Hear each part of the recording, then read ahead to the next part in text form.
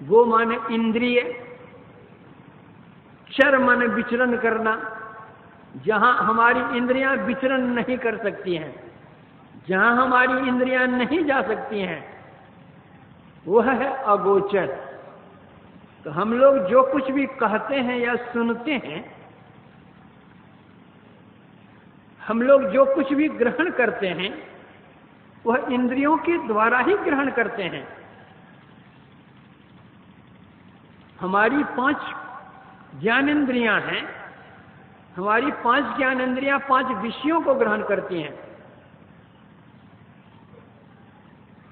लेकिन वह परमात्मा निर्विषय तत्व है, इसलिए कोई भी इंद्रिय उसको ग्रहण करने में सक्षम नहीं है। और हमारी इंद्रियां इतनी कमजोर हैं कि एक इंद्रिय का काम दूसरी इंद्रिय नहीं कर सकती है। एक एक इंद्रिय के लिए एक एक काम नियुक्त है। आंख है, ये बेचारी आंखें केवल देखेगी। आंख के बगल में ही कान है। आंख का काम कान, और कान का काम आंख नहीं कर सकती है। कान बेचारा केवल सुनेगा। नासिका है, ये सांस लेते हैं हम, सुगंध दुर्गंध ग्रहण करने के लिए यह नासिका है। हमारी जिह्वा है, उससे हम रसास्वादन करते हैं। हमारी त्वचा है, इससे हम स्पर्श का, सर्दी गर्मी नरम मुलायम का ज्ञान करते हैं। रूप रस गंध स्पर्श शब्द, इन 5 विषयों का ज्ञान हम 5 इंद्रियों से करते हैं। यही 5 विषय संसार में है। अगर इसके अतिरिक्त कुछ है तो उसका ज्ञान इंद्रिय नहीं कर सकती। इसलिए अगम अगोचर ऐसा कहा गया, इसलिए नैना बहन अगोचरी कहा गया। गुरु नानक देव जी महाराज कुछ और भी साफ कर देते हैं। वे कहते हैं अलख, अपार, अगम, अगोचर, ना तिसु काल न कर्मा, जाति अजाति अजोनि संभव, ना तिसु भाव न भरमा, सांचे सचियार बिटहु कुर्बान, ना तिसु रूप वर्ण नहीं रेखिया, सांचे शब्द निशान। एक कहते परमात्मा इन आंखों से देखे जाने योग्य नहीं है। वे हैं अलख, असीम है, उनकी सीमा नहीं है, अपार है, अगम है, बुद्धि से परे हैं, अगोचरी, कोई भी इंद्रिय ग्रहण करने योग्य सक्षम नहीं है। वे काल और कर्म के घेरे के अंदर में नहीं है। किस किस्म के वे हैं कहा नहीं जा सकता।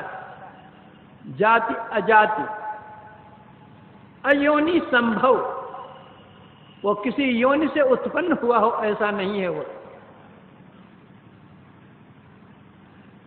न उसको भाव है न कोई भ्रम, लेकिन वह है सांचे सचियार, बिटहु कुर्बान, उसके ऊपर अपने को न्यौछावर कर दो। नातिसु मात पिता सुत बंधक, नातिसु कामन नारी, अकुन निरंजन अपर परम परु सगली ज्योति तुम्हारी। उसके पिता नहीं है, उसकी मां नहीं है, उसके भाई बंधु कोई नहीं है। जिसके माता पिता होंगे वो तो जन्म लेने वाला होगा, तब उसके माता पिता का भी जन्म देने वाला कोई और हो जाएगा।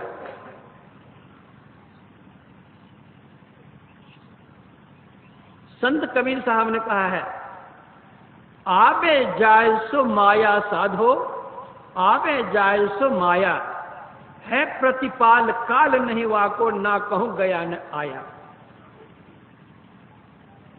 जो जहां नहीं रहता है वह वहां से वहां जाता है, लेकिन जो सर्वत्र है ही वह कहां जाएगा और कहां आवेगा। आकाश को कोई कहां उठाकर कहां रख सकता है, आकाश कहां जाएगा और कहां आएगा।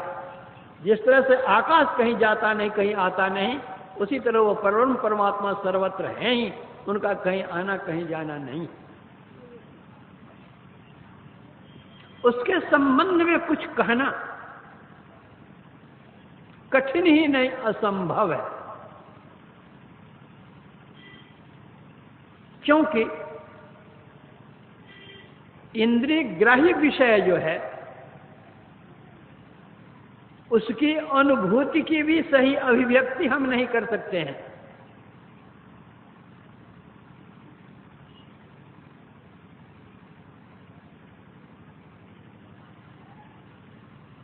हम लोग खटरस भोजन करते हैं,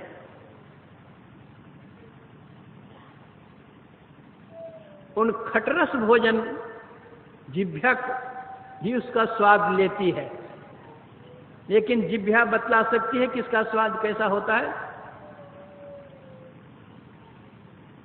नमक खाया, नमकीन चीज खाई,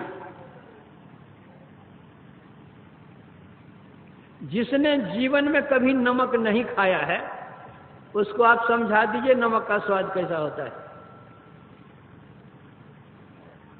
नहीं बतला सकते हैं।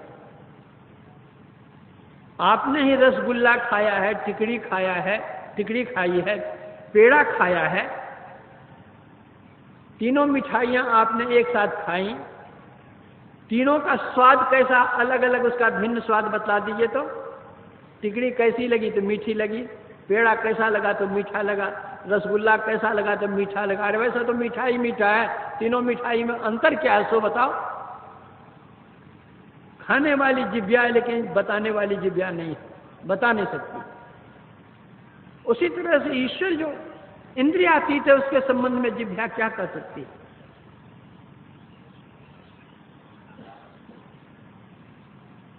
गोस्वामी तुलसीदास जी भी अगोचर शब्द का व्यवहार करते हैं। कहते हैं राम स्वरूप तुम्हार वचन अगोचर बुद्धि पर, अविगत अकथ अपार, नेति नेति नित निगम का।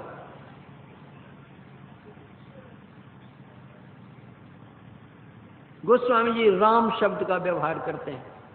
हम लोग भी राम राम राम राम राम राम कहते हैं, लेकिन वह राम है क्या? योगिनो यस्मिन योगिनो रमन्ते स रामः, जिसमें योगी जन रमन करते हैं वह है राम।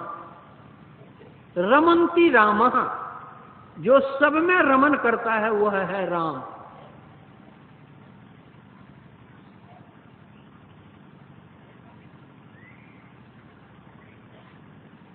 एक राम दशरथ घर डोले, एक राम सब घट घट बोले, एक राम का सकल पसारा, एक राम है सबसे न्यारा।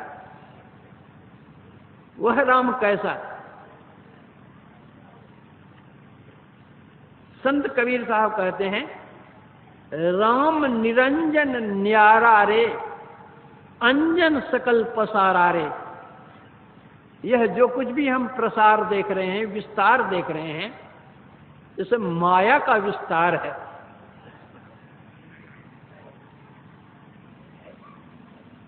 वह परम प्रभु परमात्मा निरंजन है, माया रहित है। अंजन उत्पत्ति वो ओंकार, अंजन मार्या सब विस्तार, अंजन ब्रह्मा शंकर इंद्र, अंजन गोपी संग गोविंद। अंजन वाणी अंजन वेद, अंजन किया नाना भेद।